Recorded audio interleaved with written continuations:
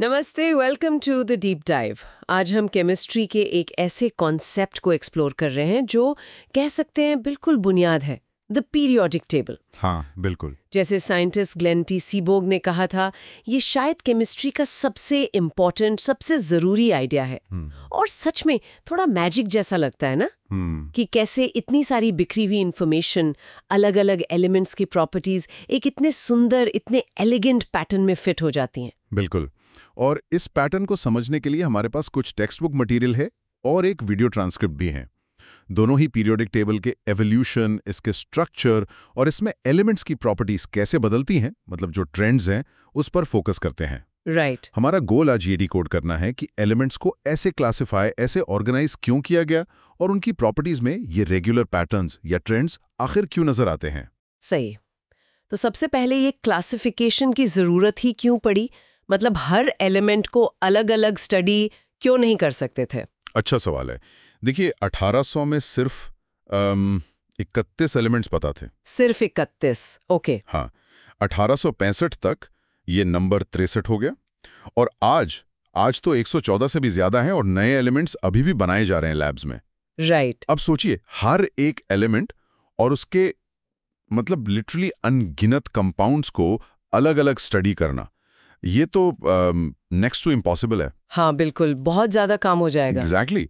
तो क्लासिफिकेशन का आइडिया था नॉलेज को ऑर्गेनाइज करना, एक सिस्टमैटिक तरीका लाना ताकि हम पैटर्न्स देख सकें और ये भी इंपॉर्टेंट है, फ्यूचर में डिस्कवर होने वाले एलिमेंट्स की प्रॉपर्टीज प्रिडिक्ट भी कर सकें। Make sense. तो ये ऑर्गेनाइजेशन की कोशिश, ये शुरू कैसे हुई? पहले अटेम्प्ट्स कैसे थे? स्कूल में कुछ ट्रायड्स के बारे में सुना था। हाँ, वो था डोबेराइनर्स ट्रायड्स। वो जर्मन केमिस्ट थे, योहान डोबेराइनर। 1829 के आसपास की बात है ये। अच्छा। उन्होंने नोटिस किया कि कुछ एलिमेंट्स 3-3 के ग्रुप्स में फिट होते हैं, जिनकी प्रॉपर्टीज काफी सिमिलर थी। और इंटरेस्टिंग बात ये थी कि बीच वाले एलिमेंट का एटॉमिक वेट, हाँ, उस टाइम एटॉमिक नंबर का कॉन्सेप्ट तो था नहीं, हाँ। तो एटॉमिक वेट और प्रॉपर्टीज बाकी दो एलिमेंट्स के एवरेज के काफी क्लोज थे। ओह, अच्छा। जैसे कोई एग्जाम्पल? जैसे लिथियम, सोडियम, पोटेशियम। हम्म NaK, हम्म ये एक ट्रायड था। हम्म या फिर क्लोरीन, ब्रोमीन, आयोडीन, हम्म ClBrI, हम्म इनमें भी वही पैटर्न था। लेकिन ये आइडिया सभी एलिमेंट्स पर काम नहीं किया शायद। एग्जैक्टली, यही प्रॉब्लम थी। ये सिर्फ कुछ ही ग्रुप्स पर फिट बैठा, हम्म तो लोगों ने इसे लार्जली मतलब एक कोइंसिडेंस मान लिया। फिर 1862 में एक फ्रेंच जियोलॉजिस्ट थे, देशांग कुर्तवा। उन्होंने एलिमेंट्स को उनके बढ़ते एटॉमिक वेट्स के हिसाब से एक सिलेंडर पर अरेंज किया, एक हेलिकल मतलब स्पाइरल जैसा पैटर्न। अच्छा, वो तो नया है। हाँ, लेकिन उस पर भी ज्यादा ध्यान नहीं गया। फिर आए इंग्लिश केमिस्ट जॉन न्यूलैंड्स 1865 में अपने लॉ ऑफ ऑक्टेव्स के साथ। ऑक्टेव्स जैसे म्यूजिक में होते हैं। सारे गामा। प्रिसाइसली। बिल्कुल वही एनालॉजी। न्यूलैंड्स ने कहा कि अगर एलिमेंट्स को इंक्रीजिंग एटॉमिक वेट के ऑर्डर में रखें तो हर 8वां एलिमेंट पहले वाले जैसी प्रॉपर्टी शो करता है, बिल्कुल वैसे ही जैसे म्यूजिकल ऑक्टेव में 8वां सुर पहले जैसा होता है। इंटरेस्टिंग एनालॉजी, लेकिन इसकी भी लिमिटेशंस थी, है ना? हाँ बिल्कुल। ये लॉ सिर्फ हल्के एलिमेंट्स तक ही ठीक से काम करता था, मतलब कैल्शियम तक। हेवी एलिमेंट्स के लिए फेल हो गया। से स्टेपिंग स्टोन्स थे, लेकिन कुछ फंडामेंटल चीज मिस कर रहे थे। ओके, तो ये सब अटेम्प्ट्स एक पैटर्न ढूंढ रहे थे, ज्यादातर एटॉमिक वेट की बेसिस पर। फिर आए थे लेजेंड्स, मेंडलीव और लोथर मायर। इन्होंने क्या अलग किया? हाँ, दमित्री मेंडलीव जो रशियन थे और लोथर मायर जर्मन, दोनों ने इंडिपेंडेंटली मतलब अलग अलग काम किया, लेकिन लगभग सेम टाइम पर 1869 में एक कहीं ज्यादा सक्सेसफुल क्लासिफिकेशन पेश किया। अच्छा। दोनों ने ही एलिमेंट्स को इंक्रीजिंग एटॉमिक वेट के बेसिस पर अरेंज किया और देखा कि प्रॉपर्टीज पीरियोडिकली मतलब एक रेगुलर इंटरवल के बाद रिपीट होती हैं। लोथर मायर ने खास तौर पर फिजिकल प्रॉपर्टीज जैसे एटॉमिक वॉल्यूम या मेल्टिंग पॉइंट को एटॉमिक वेट के अगेंस्ट प्लॉट किया और ये पीरियोडिक रिकरेंस, ये पैटर्न बहुत क्लियरली दिखाया ग्राफ्स में। और मेंडलीव का अप्रोच क्या था? उनका काम ज्यादा मशहूर हुआ। सही कहा। मेंडलीव में पहला वाइडली रिकॉग्नाइज्ड पीरियोडिक लॉ दिया। एलिमेंट्स की प्रॉपर्टीज उनके एटॉमिक वेट्स का पीरियोडिक फंक्शन है, मतलब प्रॉपर्टीज एटॉमिक वेट के हिसाब से रिपीट होती हैं। उन्होंने एलिमेंट्स को हॉरिजॉन्टल रोज, जिन्हें हम पीरियड्स कहते हैं, और वर्टिकल कॉलम्स, ग्रुप्स में अरेंज किया। सबसे इंपॉर्टेंट बात, उन्होंने केमिकल प्रॉपर्टीज पर ज्यादा फोकस किया, खासकर कंपाउंड्स के फॉर्मूलाज कैसे बन रहे हैं। और वो अपने क्लासिफिकेशन में इतने कॉन्फिडेंट थे कि उन्होंने कुछ बहुत बोल्ड स्टेप्स लिए। जैसे कि क्या किया उन्होंने? जैसे अगर प्रॉपर्टीज मैच नहीं कर रही थीं, तो उन्होंने स्ट्रिक्टली एटॉमिक वेट के ऑर्डर को फॉलो नहीं किया। एक फेमस एग्जाम्पल है आयोडीन और टेल्यूरियम का। अच्छा। आयोडीन का एटॉमिक वेट टेल्यूरियम से कम था, लेकिन आयोडीन की प्रॉपर्टीज ग्रुप 17 के एलिमेंट्स फ्लोरीन, क्लोरीन, ब्रोमीन से मिलती थीं, जबकि टेल्यूरियम की ग्रुप 16 वालों से। तो मेंडलीव ने प्रॉपर्टीज को प्रायोरिटी दी और आयोडीन को टेल्यूरियम के बाद रखा, भले ही उसका वेट कम था। ये उनका जीनियस था, ये समझना कि प्रॉपर्टीज का पैटर्न ज्यादा फंडामेंटल है। वाओ! और उन्होंने टेबल में खाली जगह भी छोड़ी थी प्रेडिक्शंस के लिए। यस, वो उनका मास्टर स्ट्रोक था, कह सकते हैं। उन्होंने टेबल में गैप्स छोड़ दिए जहां उन्हें लगा कि अभी अनडिस्कवर्ड एलिमेंट्स आने चाहिए। हाँ। और सिर्फ जगह नहीं छोड़ी, हाँ। उन्होंने उन मिसिंग एलिमेंट्स की प्रॉपर्टीज भी प्रिडिक्ट की। जैसे एल्यूमिनियम के नीचे वाले एलिमेंट को उन्होंने एका एल्यूमिनियम नाम दिया और सिलिकॉन के नीचे वाले को एका सिलिकॉन, और उनकी डेंसिटी, मेल्टिंग पॉइंट, ऑक्साइड का फॉर्मूला, सब कुछ प्रिडिक्ट किया। और वो प्रिडिक्शन सही निकली। Amazingly accurate. जब बाद में गैलियम, जो एका एल्यूमिनियम था, और जर्मेनियम, एका सिलिकॉन डिस्कवर हुए, उनकी प्रॉपर्टीज मेंडलीव की प्रेडिक्शन से बहुत क्लोजली मैच हुई। इस बोल्डनेस और एक्यूरेसी ने मेंडलीव की पीरियोडिक टेबल को केमिस्ट्री वर्ल्ड में एकदम एस्टैब्लिश कर दिया। इसने दिखाया कि इस पीरियोडिक अरेंजमेंट में कितनी पावर है। लेकिन आपने बताया मेंडलीव का लॉ एटॉमिक वेट पर बेस्ड था, आज की अंडरस्टैंडिंग तो एटॉमिक नंबर पर बेस्ड है। ये बदलाव कैसे आया? राइट। मेंडलीव का काम ब्रिलियंट था, इसमें कोई डाउट नहीं। लेकिन ये उस टाइम से पहले का था जब हमें एटम के अंदर की स्ट्रक्चर, मतलब प्रोटॉन्स, इलेक्ट्रॉन्स, इन सब के बारे में पता चला। हाँ। बड़ा चेंज आया 1913 में हेनरी मोजले के काम से।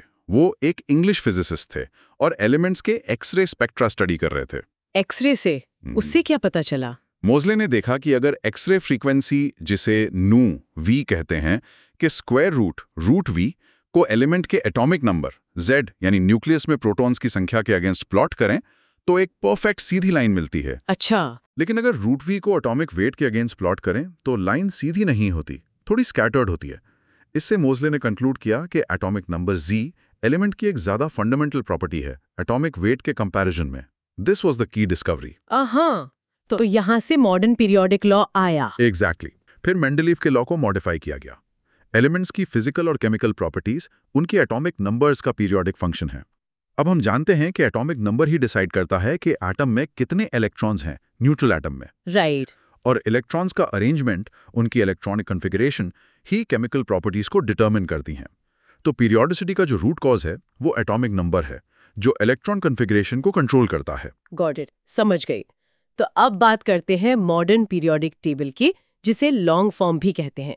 इसका बेसिक स्ट्रक्चर क्या है? इसमें 7 हॉरिजॉन्टल रोज हैं, इन्हें पीरियड्स कहते हैं। 1 से 7 तक नंबर हैं। और 18 वर्टिकल कॉलम्स हैं, इन्हें ग्रुप्स कहते हैं। 1 से 18 तक नंबर हैं IUPAC सिस्टम के हिसाब से। ओके, पीरियड्स और ग्रुप्स। हाँ, पीरियड नंबर 1 से 7 बेसिकली एलिमेंट के सबसे बाहर वाले इलेक्ट्रॉन शेल का प्रिंसिपल एनर्जी लेवल N बताता है। हर पीरियड में कितने एलिमेंट्स हैं ये डिपेंड करता है कि उस एनर्जी लेवल के orbitals S, P, D, F कैसे फिल हो रहे हैं। जैसे पीरियड 1 में सिर्फ 2 एलिमेंट्स हैं, क्योंकि सिर्फ 1s ऑर्बिटल फिल होता है। अच्छा। पीरियड 2 और 3 में 8 एलिमेंट्स हैं, 2s, 2p और 3s, 3p फिल होते हैं, एंड सो ऑन। आगे पीरियड्स में D और F ऑर्बिटल्स भी आ जाते हैं, तो एलिमेंट्स बढ़ जाते हैं। और ग्रुप्स का क्या सिग्निफिकेंस है? मतलब एक ही कॉलम में होने का क्या मतलब है? एक ही ग्रुप के एलिमेंट्स की जो आउटर मोस्ट इलेक्ट्रॉन कॉन्फ़िगरेशन होती है, जिसे वैलेंस शेल कॉन्फ़िगरेशन कहते हैं, वो सिमिलर होती है। जैसे ग्रुप 1 एल्कली मेटल्स, उन सभी एलिमेंट्स की आउटर कॉन्फ़िगरेशन NS1 है, मतलब आउटर मोस्ट s ऑर्बिटल में एक इलेक्ट्रॉन। और क्योंकि आउटर इलेक्ट्रॉन्स ही केमिकल रिएक्शंस में पार्टिसिपेट करते हैं, तो सिमिलर कॉन्फ़िगरेशन का मतलब है सिमिलर केमिकल प्रॉपर्टीज। इसलिए एक ग्रुप के एलिमेंट्स केमिकली काफी सिमिलर बिहेव करते हैं। राइट। और टेबल के नीचे वो 2 अलग से रोज भी होती हैं ना, लैंथेनाइड्स और एक्टिनाइड्स, वो क्या है? हाँ, वो टेक्निकली पीरियड 6 और पीरियड 7 का ही हिस्सा है। पीरियड 6 में लैंथेनम, La, के बाद 14 एलिमेंट्स आते हैं जिनमें अंदर के 4f ऑर्बिटल्स फिल होते हैं, ये लैंथेनाइड्स हैं। ओके। और पीरियड 7 में एक्टिनियम Ac के बाद 14 एलिमेंट्स हैं जिनमें 5f ऑर्बिटल्स फिल होते हैं, ये एक्टिनाइड्स हैं। अगर इन्हें टेबल के मेन बॉडी में फिट करते तो टेबल बहुत ज्यादा वाइड हो जाता, इसलिए उन्हें नीचे अलग से रखा गया है टेबल को कॉम्पैक्ट रखने के लिए। इस अरेंजमेंट का क्रेडिट काफी हद तक ग्लेन टी सीबोर्ग को जाता है। अच्छा, ये बात है। अब जब नए बहुत भारी elements, super heavy elements Z100 बनते हैं, उनका नाम कैसे रखा जाता है? मैंने सुना है पहले इसमें काफी विवाद, कंट्रोवर्सीज होती थी। हाँ, बिल्कुल होती थी। एलिमेंट 104 के लिए फॉर इंस्टेंस अमेरिकन और सोवियत टीम्स के बीच क्रेडिट को लेकर काफी डिस्प्यूट था। दोनों ने अलग अलग नाम प्रपोज किए थे, रदरफोर्डियम और कुर्चाटोवियम। ओह, इस तरह के डिस्प्यूट से बचने के लिए IUPAC ने, यानी international union of pure and applied chemistry ने, एक सिस्टमैटिक टेम्पररी नेमिंग सिस्टम बनाया। अच्छा, कैसे काम करता है ये सिस्टम? सिंपल है। एटॉमिक नंबर के हर डिजिट 0 से 9 के लिए एक रूट वर्ड दिया गया है, जैसे 0 के लिए नील, 1 के लिए अन, 2 के लिए बी, 3 के लिए tree and so on.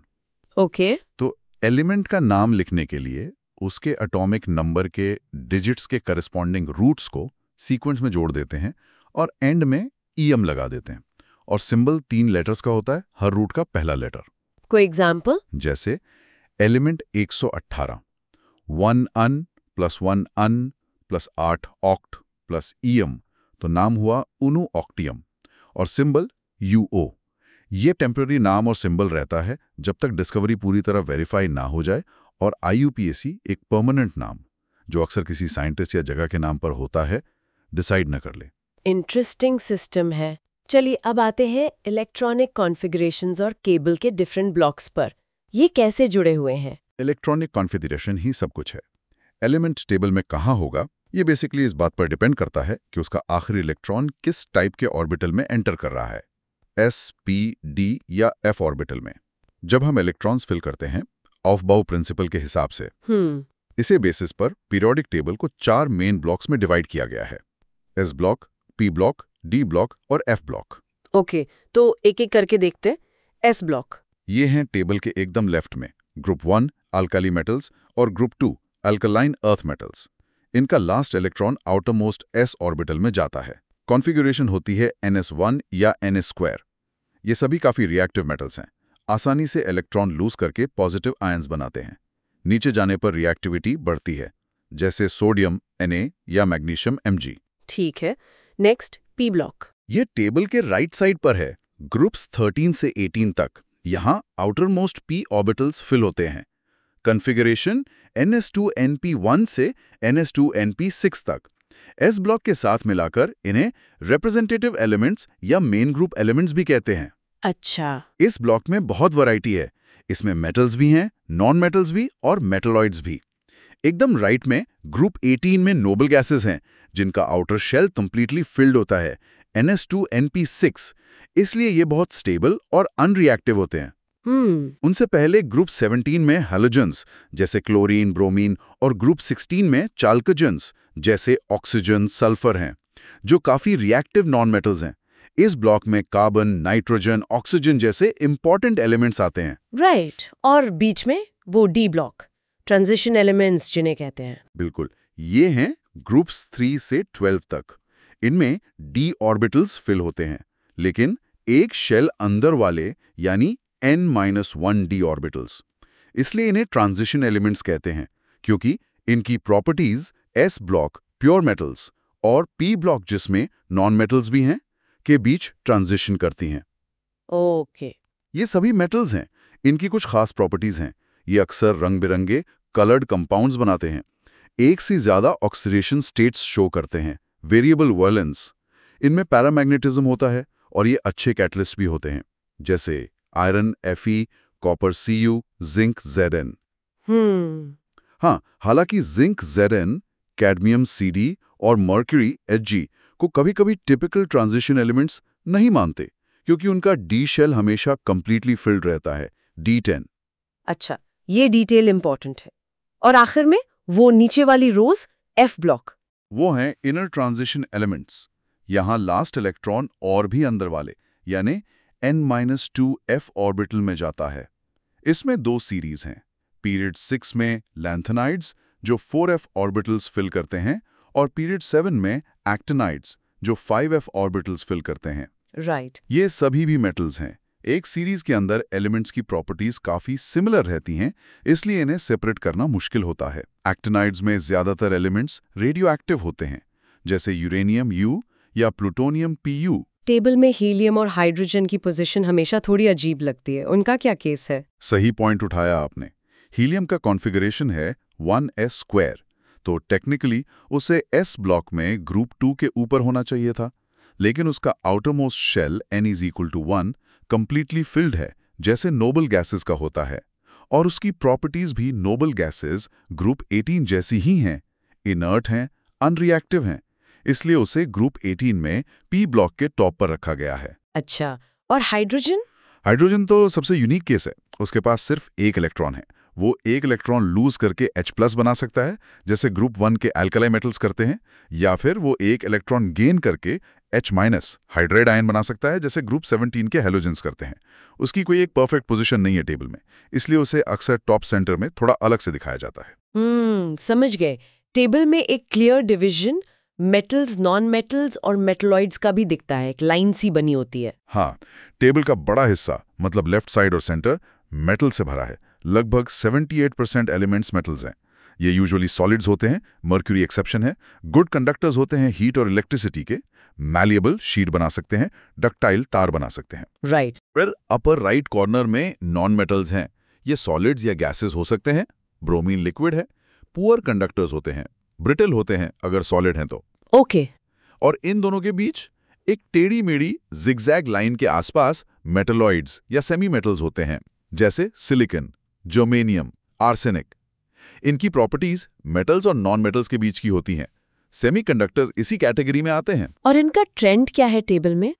Metallic और नॉन मेटालिक कैरेक्टर का। जनरली जब हम एक पीरियड में लेफ्ट से राइट जाते हैं तो मेटालिक कैरेक्टर कम होता जाता है और नॉन मेटालिक कैरेक्टर बढ़ता जाता है, और जब ग्रुप में नीचे जाते हैं तो मेटालिक कैरेक्टर बढ़ता है और नॉन मेटालिक कम होता है। ओके, अब आते हैं सबसे इंपॉर्टेंट हिस्से पर, पीरियोडिक ट्रेंड्स, मतलब प्रॉपर्टीज टेबल में रेगुलरली कैसे चेंज होती हैं। आई थिंक इसको ठीक से समझने के लिए पहले वो इफेक्टिव न्यूक्लियर चार्ज ZF और स्क्रीनिंग इफेक्ट का कॉन्सेप्ट समझना जरूरी है ना? वीडियो सोर्स में शायद इस पर फोकस था। एब्सोल्युटली। ये कॉन्सेप्ट समझ लिया तो सारे ट्रेंड्स या ज्यादातर ट्रेंड्स ऑटोमेटिकली क्लियर हो जाते हैं। देखिए, एटम के सेंटर में न्यूक्लियस है, जिसमें पॉजिटिव चार्ज है प्रोटॉन्स की वजह से, एटॉमिक नंबर Z। ये पॉजिटिव चार्ज इलेक्ट्रॉन्स को अपनी तरफ अट्रैक्ट करता है। हाँ? लेकिन जो सबसे बाहर वाला इलेक्ट्रॉन है, आउटरमोस्ट इलेक्ट्रॉन, उस तक न्यूक्लियस का पूरा अट्रैक्शन नहीं पहुंच पाता। क्यों? क्योंकि न्यूक्लियस और आउटर इलेक्ट्रॉन के बीच में जो इनर इलेक्ट्रॉन्स हैं वो नेगेटिव चार्ज वाले हैं, तो वो आउटर इलेक्ट्रॉन को रिपेल करते हैं, धक्का देते हैं, एक शील्ड की तरह काम करते हैं। अच्छा, जैसे पर्दा डाल देते हैं, कुछ वैसा ही। इस इफेक्ट को कहते हैं स्क्रीनिंग इफेक्ट या शील्डिंग इफेक्ट। इसे हम सिग्मा से रिप्रेजेंट करते हैं।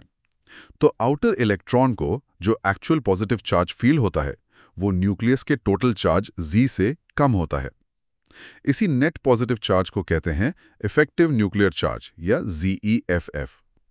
सिंपल सा फॉर्मूला है Z सिग्मा। और ये स्क्रीनिंग, ये शील्ड कितना इफेक्टिव होता है?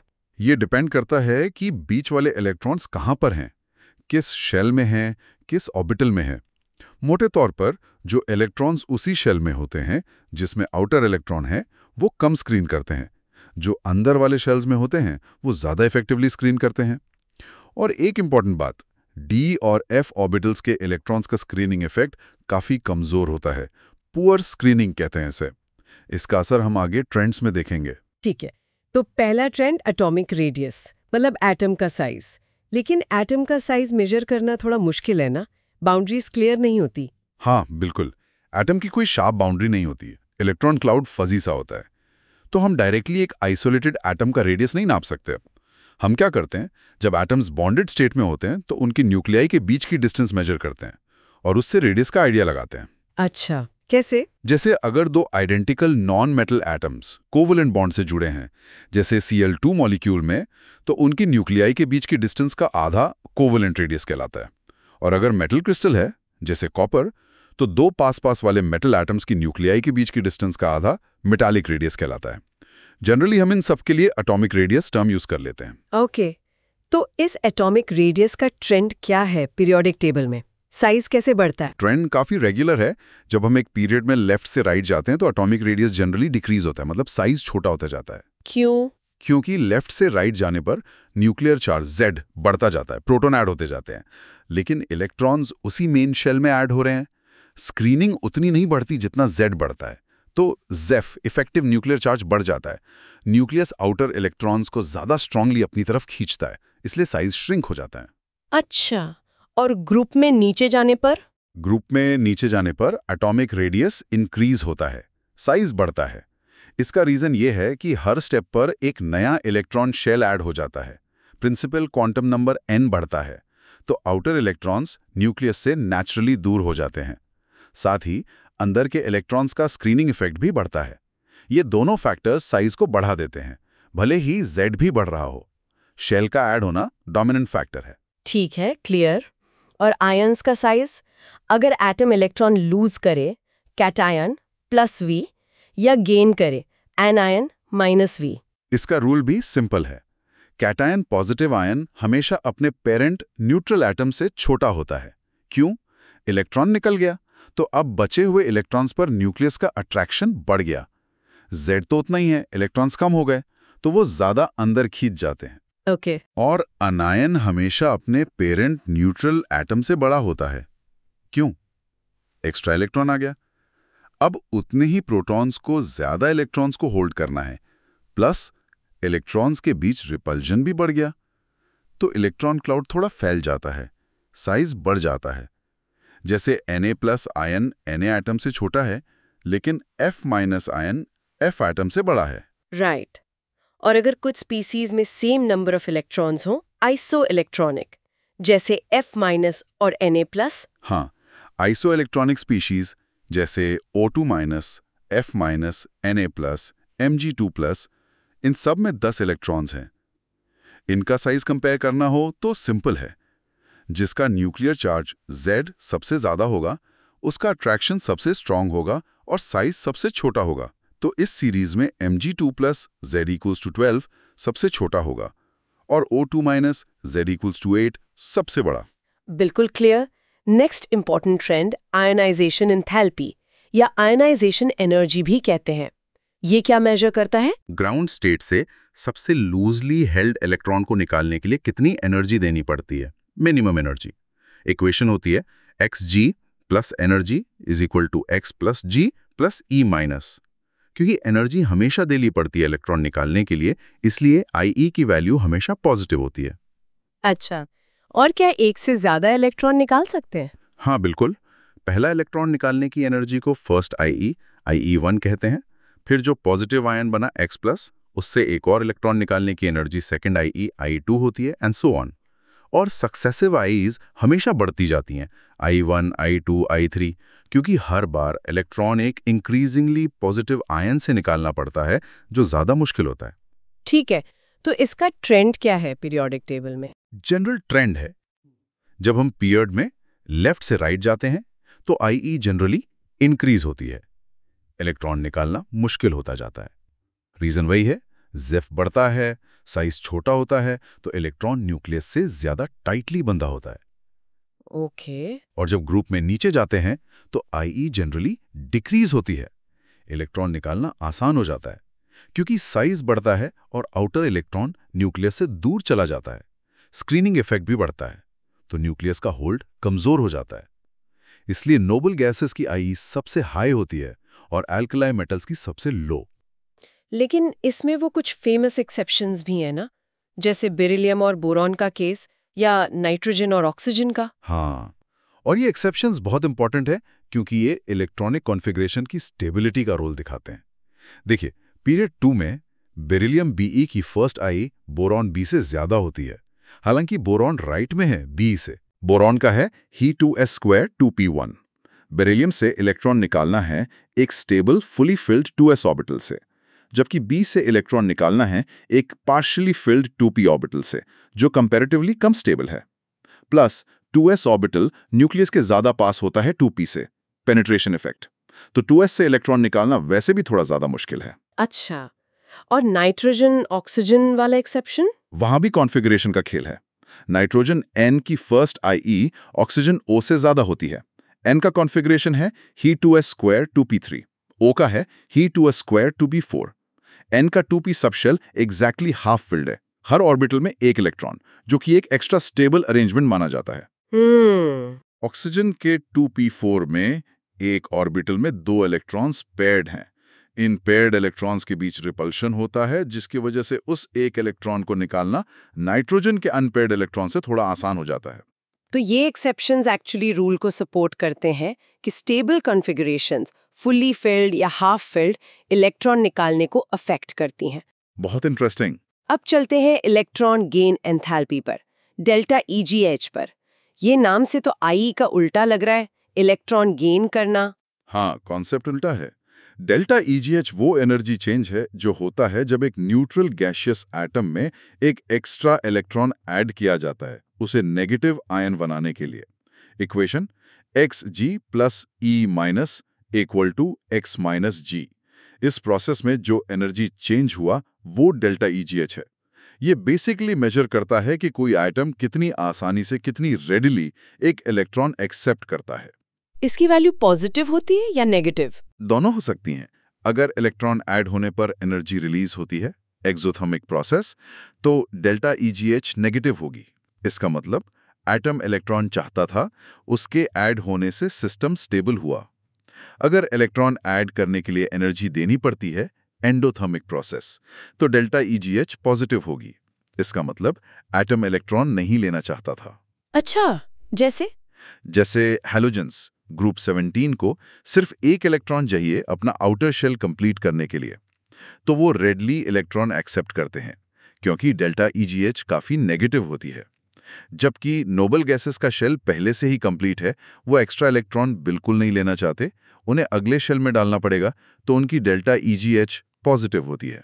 ओके, इसका ट्रेंड क्या है? जनरल ट्रेंड पीरियड में लेफ्ट से राइट जाने पर delta EJ usually more negative होती जाती है, मतलब इलेक्ट्रॉन गेन करना ज्यादा फेवरेबल होता जाता है। रीजन वही, जेफ का बढ़ना और साइज का घटना। ग्रुप में नीचे जाने पर delta EJ generally less negative होती जाती है, इलेक्ट्रॉन गेन करना कम फेवरेबल होता है, क्योंकि साइज बढ़ता है तो जो नया इलेक्ट्रॉन आ रहा है वो न्यूक्लियस से दूर ऐड होगा, अट्रैक्शन कम होगा।